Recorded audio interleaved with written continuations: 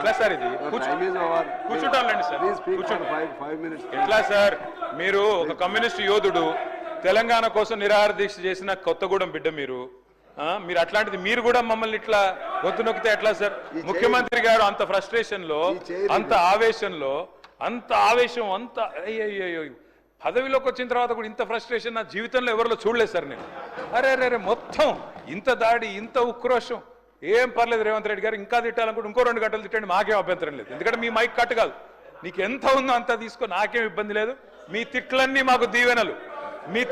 మాకు దీవెనలు మాకు ఆశీర్వాదాలు మీరు ఎంత మాట్లాడితే మాకు అంత మంచిది ఎందుకంటే మీ వల్ల ఖచ్చితంగా ఇంకొక 20 ఏళ్ళు కాంగ్రెస్ ఓటేయాలంటే ఎవరైనా భయపడే పరిస్థితి తెలంగాణ మొత్తంలో వస్తున్నది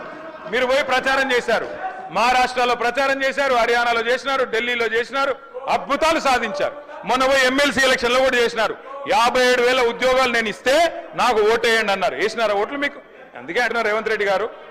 రంకెలతో ఏమి రాదు ప్రతిపక్షాల మీద దాడి చేస్తే కాదు అధ్యక్ష మీరు వచ్చిన తర్వాత అధ్యక్ష పెద్దవాగు 2 సార్లు కొట్టుకొని పోయింది సుంకిశాల కూలిపోయింది భక్తరామదాసు మోటార్లు మునిగిపోయినాయి సాగర్ ఎడమకాలు ఒక భారీ తారక రామారావు చెప్పేవన్నీ ఎట్లున్నాయంటే ఉన్నమాట చెప్పే ఉలికిపడ్డట్టు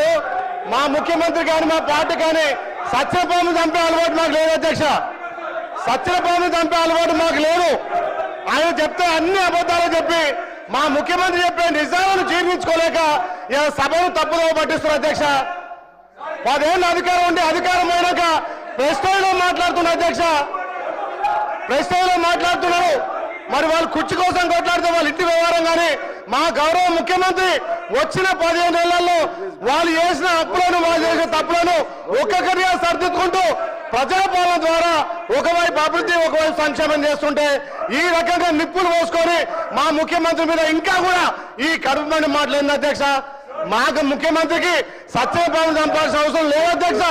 మీ దయచేసి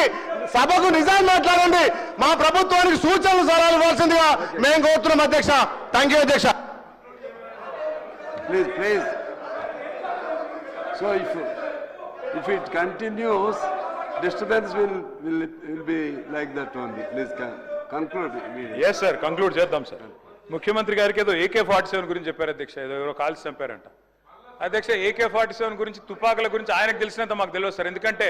తెలంగాణ ప్రజల మీదకి ఉద్యమంలో ఆనాడు తుపాకీ తీసుకొని పోయిన రైఫిల్ రెడ్డి ఈయన అధ్యక్ష ఇంకోటి అధ్యక్ష అవును అధ్యక్ష కరెక్ట్ ఎవరిని చంపే అధికారం లాక్కున్నారు అధ్యక్ష అక్కడ పాపం పాత కాంగ్రెస్ వాళ్ళందరినీ ఖతం చేసి ఆయన అక్కడ పదవి లాక్కొని ఇలా మమ్మల్ని అంటే ఎట్లా అధ్యక్ష ఇంకోటి విచిత్రంగా అనిపించింది అధ్యక్ష నాకు ఇప్పుడు ఆయన మాట్లాడుతుంటే తెలంగాణ రైజింగ్ అంట దేనికి అధ్యక్ష రైజింగ్ ఏదో అట్టర్ఫ్లాప్ సినిమాకు అట్టహాసంగా శతదినోత్సవం చేసినట్టు విఫల పాలనకు విజయోత్సవాలు నిర్వహించారు అధ్యక్ష వీళ్ళంతా కూడా ఏంది అధ్యక్ష వీళ్ళు చేసింది ఏది 1 year అయిపోయిందట ఏం చేశారు 1 yearలో 6 గ్యారెంటీలు అమలు చేశారా తులం బంగారం ఇచ్చారా రైతు బంద్ చేసినారా రుణమాఫీ చేసినారా నేను అందుకే అడుగుతా ఉన్నా అధ్యక్ష ఎస్ తెలంగాణ ఈజ్ రైజింగ్ ఎందులో రైజింగ్ అధ్యక్ష కొన్నిట్లో మాత్రం రైజింగ్ అప్పుల్లో రైజింగ్ అబద్ధాల్లో రైజింగ్ క్రైమ్ రేట్లో రైజింగ్ అన్నదాతల ఆత్మహత్యల్లో రైజింగ్ నేతన్నల బలవన్మరణాల్లో రైజింగ్ అబద్ధాలు బూతులు ఎస్ తెలంగాణ జాతిపిత వీళ్ళెవరు ఏమనుకున్నా ఖచ్చితంగా కేసీఆరే తెలంగాణ బూతు పిత రేవంత్ రెడ్డి గారు అవుతారు బూతు పితగానే ఆయన మిగిలిపోతాడు భవిష్యత్తులో అధ్యక్ష ప్లీజ్ ఇంకా 5 మాట్లాడాలి రిప్లై ఇవ్వాలి మరలా వాళ్ళు కౌన్సిల్కి వెళ్ళాలి